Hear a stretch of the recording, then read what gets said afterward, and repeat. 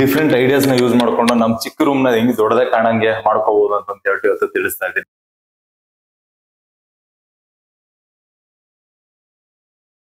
ಒಂದು 850 ಅಡಿನಲ್ಲಿ ನಾವು ಅಚೀವ್ಮೆಂಟ್ ಮಾಡ್ತಾ ಇದೀವಿ ಅಂತ ಅನ್ಕೊಳ್ಳೋಣ.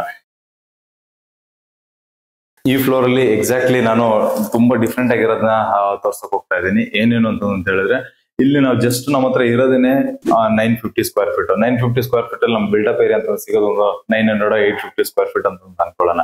ಇಟ್ಸ್ ಆಲ್ಮೋಸ್ಟ್ ಈಕ್ವಲ್ ಟು ಒಂದು ಹಾಫ್ ಸೈಟ್ ಅಂತ ಹೇಳ್ಬೋದು. ಒಂದು 850 ಅಡಿನಲ್ಲಿ ನಾವು ಅಚೀವ್ಮೆಂಟ್ ಮಾಡ್ತಾ ಇದೀವಿ ಅಂತ ಅನ್ಕೊಳ್ಳೋಣ.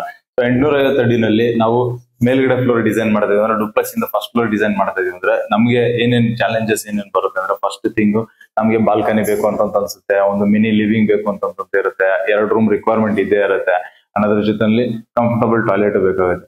ಸೊ ಇದಿಷ್ಟು ನಾವು ಒಂದು ಅಚೀವ್ಮೆಂಟ್ ಮಾಡಿದೀವಿ. ಅದು ಒಂದು ಡಿಫ್ರೆಂಟ್ ಆಗಿದೆ ಅಂತ ಹೇಳ್ಬೋದು. ಸೊ ನಾನು ಇವಾಗ ನಿಂತ್ಕೊಂಡು ಮಾತಾಡ್ತಾ ಇರೋ ಏರಿಯಾ ನೋಡಬಹುದು. ಇದು ನಮಗೆ ಮಿನಿ ಲಿವಿಂಗ್ ಅಂತ ಹೇಳ್ಬೋದು. ಮಿನಿ ಲಿವಿಂಗ್ ಅಂದ್ರೆ ಮಲ್ಟಿಪರ್ಪಸ್ ರೂಮ್ ತರನು ಆಗಿದೆ.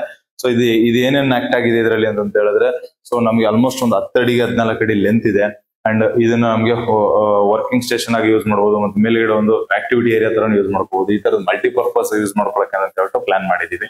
ಸೊ ಇದೊಂದು ಏರಿಯಾ ಆಗುತ್ತೆ. ಅಂಡ್ ಡಿಫ್ರೆಂಟ್ ಆಗಿ ಒಂದು ಟಾಯ್ಲೆಟ್ ನ ಡಿಸೈನ್ ಮಾಡಿದೀವಿ. ಸೊ 2 ರೂಮ್ ಗೆ ಕಾಮನ್ ಆಗಿ ಒಂದು ಟಾಯ್ಲೆಟ್ ಹೆಂಗೆ ಪ್ಲಾನ್ ಮಾಡೋದು, ಅದರೊಳಗಡೆ ಏನೇನ್ ಕನ್ಸಿಡರ್ ಮಾಡಬೇಕು ಅದನ್ನೆಲ್ಲಾನು ಕೂಡ ನಾನು ತೋರಿಸ್ತೀನಿ ಬನ್ನಿ.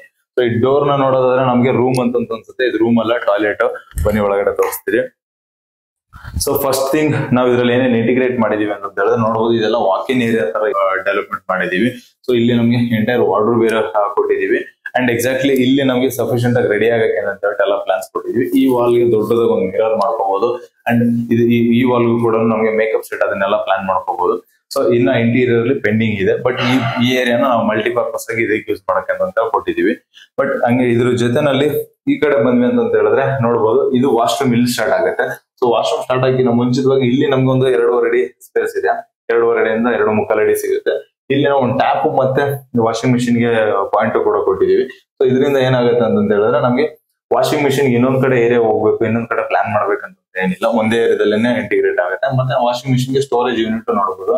ಸೊ ಅದ್ರದ್ದು ಲಿಕ್ವಿಡ್ಸ್ ಆಗ್ಬೋದು, ಮತ್ತೊಂದು ಆಗ್ಬೋದು, ಅದೆಲ್ಲಾನು ಕೂಡ ಇದ್ರಲ್ಲ ಕೂಡ ಇಲ್ಲಿ ಇಟ್ಕೊಳಕ್ಕೆ ಅಂತ ಪ್ರಾವಿಷನ್ ಕೊಟ್ಟಿದೀವಿ. ಸೊ ಒಂದು ರೂಮ್ ಒಳಗಡೆ ನಾವು ಆಕ್ಚುಲ್ ಆಗಿ ಒಂದು ವಾಕಿಂಗ್ ಏರಿಯಾ ಅಂತ ಹೇಳ್ಬಿಟ್ಟು ಅದನ್ನ ನೋಡಿದ್ವಿ. ಒಂದು ರೆಡಿ ಆಗಕ್ಕೆ ಇದಕ್ಕೆಲ್ಲ ಒಂದು ಮಿನಿ ಮೇಕಪ್ ಏರಿಯಾ ಅಂತಾನು ನಾವು ಪ್ಲಾನ್ ಮಾಡಬಹುದು. ಮತ್ತೆ ವಾಷಿಂಗ್ ಯೂನಿಟ್ ಕೂಡ ಸಫಿಶಿಯಂಟ್ ಆಗಿದೆ ಅಂತ ಹೇಳ್ಬೋದು. ಅಂಡ್ ಥರ್ಡ್ ಥಿಂಗ್ ಏನಂತಂದ್ರೆ, ವಾಶ್ರೂಮ್ ಡಿಸೈನ್ ಮಾಡಿರೋದು. ಸೊ ವಾಶ್ರೂಮ್ ನೋಡಬಹುದು, ವಾಶ್ರೂಮ್ ಕೂಡ ಸ್ಪೇಷಿಯಸ್ ಆಗಿದೆ. ಸೊ ಸ್ಪೇಷಿಯಸ್ ಆಗಿ ಒಂದು 5 ಅಡಿಗೆ ಒಂದು 8 ಅಡಿ ಇದೆ ಅಂತ, ಸಾರಿ 5 ಅಡಿಗೆ ಒಂದು 7 ಅಡಿ ಇದೆ ಅಂತ ಹೇಳ್ಬೋದು. ಅಷ್ಟು ಸ್ಪೇಷಿಯಸ್ ಆಗಿದೆ. ಸೊ ವಾಶ್ರೂಮ್ ಅಲ್ಲೂ ಕೂಡ ಸಫಿಶಿಯಂಟ್ ಆಗಿ ಸ್ಪೇಸ್ ಯುಟಿಲೈಸ್ ಆಗ್ತಾ ಇದೆ. ಅಂಡ್ ಇದ್ ಮೂರನ್ನು ನಾವು ಯಾವ್ದ್ರಲ್ಲಿ ಡಿಸೈನ್ ಮಾಡಿದೀವಿ ಅಂತ ಹೇಳಿದ್ರೆ, ಸೊ 2 ರೂಮು ನಮ್ಮ ಹತ್ರ ಇರುತ್ತೆ. ಒಂದೇನಾದ್ರು ಈ ತರದ್ ನಾವು ಪ್ಲಾನ್ ಮಾಡ್ತೀವಿ ಅಂತ ಹೇಳಿದ್ರೆ, ಸೊ ಈ ಕಾಮನ್ ಆಗಿ ಡಿಸೈನ್ ಮಾಡ್ತೀವಿ ಅಂತ ಹೇಳಿದ್ರೆ ಇದನ್ನ ಯೂಸ್ ಮಾಡ್ಕೊಂಡು ನಾವು ಪ್ಲಾನ್ ಮಾಡಬಹುದು. ಸೊ ನೀವೇನಾದ್ರೂ ರೂಮ್ ಡೋರ್ ಸೆಲೆಕ್ಟ್ ಮಾಡ್ತಾ ಇದೀರಾ ಅಂತಂದ್ರೆ, ಒಂದು ಸ್ಮಾಲ್ ಒಂದು 2-3 ಟಿಪ್ಸ್ ನ ಇವತ್ತು ತಿಳಿಸ್ತೀನಿ ನಾನು. ಸೊ ಏನಂತಂದ್ರೆ ನೋಡ್ಬೋದು, ರೂಮ್ ಡೋರ್ 2 ಕೂಡ ನೋಡಿದ್ರೆ ನಿಮ್ಗೆ ಅಂಡರ್ಸ್ಟ್ಯಾಂಡ್ ಆಗುತ್ತೆ. ಸೊ 2 ಕೂಡ ನಮ್ಗೆ ಸೇಮ್ ಕಲರ್ ಇರುತ್ತೆ, ಮತ್ತೆ ಸೇಮ್ ಡಿಸೈನ್ ಇರುತ್ತೆ.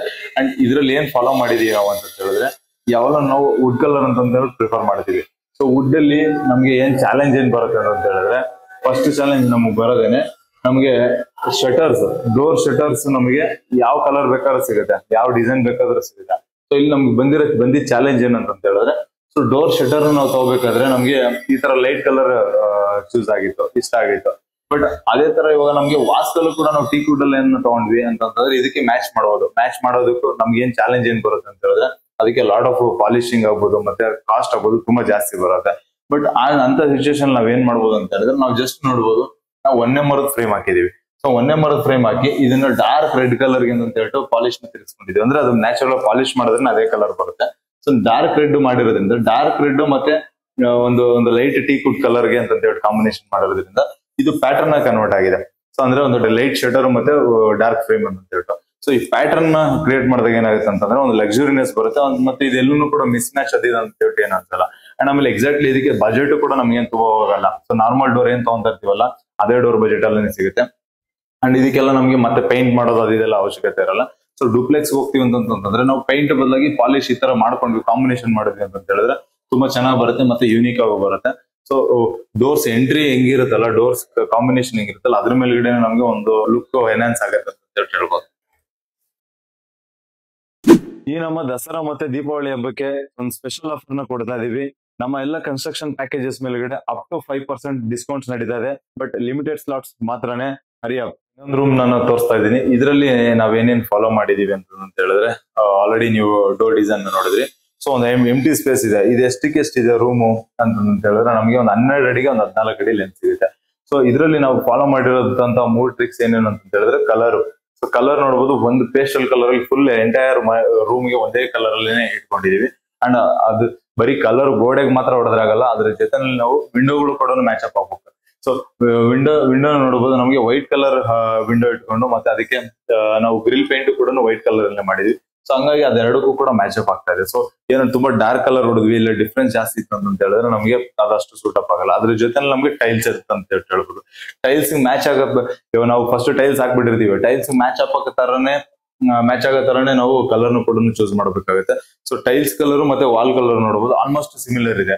ಅಂಡ್ ಅದಕ್ಕೆ ವೈಟ್ ಕಲರ್ ವಿಂಡೋನ ಯೂಸ್ ಮಾಡ್ಕೊಂಡಿದೀವಿ. ಸೊ ಇದು 2-3 ಸ್ಮಾಲ್ ಐಡಿಯಾಸ್ ಇಂದ ಏನಾಗ್ತಾ ಇದೆ, ರೂಮ್ ನಮ್ಗೆ ದೊಡ್ಡದಾಗಿ ಕಾಣಿಸ್ತಾ ಇದೆ, ತುಂಬಾ ಸ್ಪೇಷಿಯಸ್ ಆಗಿ ಕಾಣಿಸ್ತಾ ಇದೆ.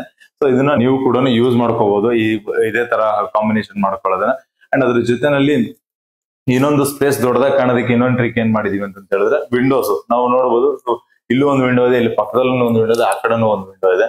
ಸೊ 3 ಕಡೆನೂ ವಿಂಡೋ ಕೊಟ್ಟಿದೀವಿ. ಅದರಿಂದನೂ ಕೂಡ ನಮ್ಗೆ ಜಾಸ್ತಿ ಬೆಳಕು ಬರ್ತಾ ಇದೆ ಅಂತ ಹೇಳ್ಕೊಳ್ಳೋದು, ಮತ್ತೆ ರೂಮ್ ದೊಡ್ಡದಾಗಿ ಕಾಣ್ತಾ ಇದೆ ಅಂತ ಹೇಳ್ಬಿಟ್ಟು ನಾವು ಅಬ್ಸರ್ವ್ ಮಾಡಬಹುದು. ನೀವು ಮನೆ ಕಟ್ತಾ ಇದ್ದೀರಾ ಅಂತ ಹೇಳಿದ್ರೆ ನಮ್ಮ ಪೇಜ್ ನ ಫಾಲೋ ಮಾಡಿ. ಇಲ್ಲ ನೀವು ಮನೆ ಕಟ್ಟಿಸ್ಕೋಬೇಕು ಅಂತಂದಿದ್ದೀರಾ ಅಂದ್ರೆ ಖಂಡಿತ ನಮ್ಮ RCC ಒಂದು ವಿಸಿಟ್ ಮಾಡಿ. ಸೊ ಇದೇ ತರ ಡಿಫ್ರೆಂಟ್ ಆಗಿ ಒಂದು ಐಡಿಯಾ ಮಾಡಿ, ಡಿಫ್ರೆಂಟ್ ಆಗಿ ಒಂದು ಬಜೆಟ್ ಫ್ರೆಂಡ್ಲಿ ನಲ್ಲಿ ಒಂದು ಡಿಫ್ರೆಂಟ್ ಮನೆನ ಕಟ್ಟೋದಕ್ಕೆ ಅಂತ ಹೇಳ್ಬಿಟ್ಟು ನಾವು ಯಾವಾಗ್ಲೂ ರೆಡಿ ಇರ್ತೀವಿ. So welcome all of you.